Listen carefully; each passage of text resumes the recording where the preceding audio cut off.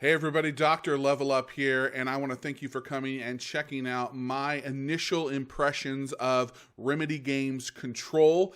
This is a brand new series that I am starting where I am going to just share with you my hot takes after the first 3 to 5 hours of playing a game, letting you know what I like about it, what I don't like about it, and if I think you should pick it up and play it with me if you're interested in that sort of thing. I want to first thank 505 Games for a copy of this game. They provided the key for me and want to make sure and make that clear at the very beginning of this video. When I started playing Control, I was immediately hooked. One, the game is absolutely beautiful. Now, I am playing on an Xbox One X, 4K visuals, solid frame rate, minus one spot, and it looks absolutely amazing. And I'll talk about that one spot here in just a minute. The initial vibe that you get is this creepy, cool, stylized, well-realized world that you're going to be playing in. You walk into this government building called the Federal Bureau of Control, and your adventure immediately starts getting weird and completely awesome. Now, I was a big fan of Alan Wake back in the day, and while Quantum Break I consider to be a very good game, Quantum Break didn't do the creepy or the suspenseful. It really wasn't a game like that. Control definitely gave me those Alan Wake vibes where, what in the world is going on? This is weird, this is cool, this is crazy, this is suspenseful. I was immediately hooked. Immediately hooked. In fact, the first 3 hours into the game, and I know I haven't beaten it yet, things can change, but the first 3 hours of the game, I am thinking to myself, if this isn't on my top 5 games of the year list at the end of the year, I am going to be absolutely shocked. A couple of things I really like about Control. Number one is the graphics. It's beautiful, as I said before. The voice acting is incredible. The music is great. The visuals are amazing. All this cool sci-fi stuff going on, and you're messing in the main character Jesse's head, and it's not perfect. They focused a lot on mocap, and Jesse's mocap, especially her facial expressions, are really, really good. Some of the other characters they obviously didn't spend as much time on. Particularly came across this guy near the power plant section of the building, and his face did not look good. One of the main kind of side characters, Emily, it's like half and half. It's almost good. It's almost not. It's forgivable, though. It really doesn't seem all that bad at the end of the day, and it didn't really bother me.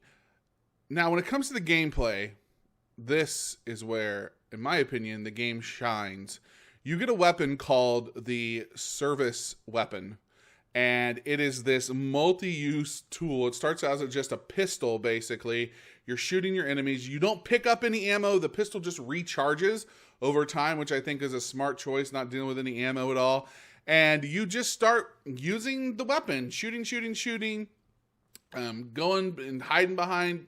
There's no cover system, but you can crouch and kind of get behind all the stuff in the environment. And you really just start to get a handle on what's going on.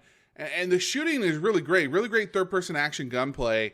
But when you pick up your first power, which I will tell you here, if you don't want to know about the first power, don't watch anymore. But when you pick up the first power, the game really gets awesome. You get the telekinesis ability to be able to pick up and throw. And if you've played God of War, the latest God of War, it feels like Kratos acts over and over again. And it is a satisfying feeling to pick up this chunk of rock and fling it at enemies, or pick up this fire extinguisher, fling it at them, something that's explosive, and fling them. That's one of the really cool things. If it's something that would explode or make sparks and you hit the wall or an enemy, it just all over the place. And this is where I encountered my only slowdown with the game. I was in this really long room with a lot of papers and desks and office furniture and all this kind of stuff. And I pick up the first desk and I fling it back all the way across the end of the room. And there was just a second of slowdown while it was trying to render what literally was hundreds of papers and desks and chairs going everywhere. It was awesome because it really didn't like inhibit the gameplay. It was just like, this power is so cool. it kind of breaks the system just slightly. It wasn't like bad, it just was like a split second kind of like hiccup there as it was trying to render all those papers flying everywhere. And it will only happen in rooms like that where there's just so many particles going everywhere. And it was still awesome. It was, the power is so cool. And I plan on maxing out the telekinesis and going that route. I think it's totally awesome. I love Control.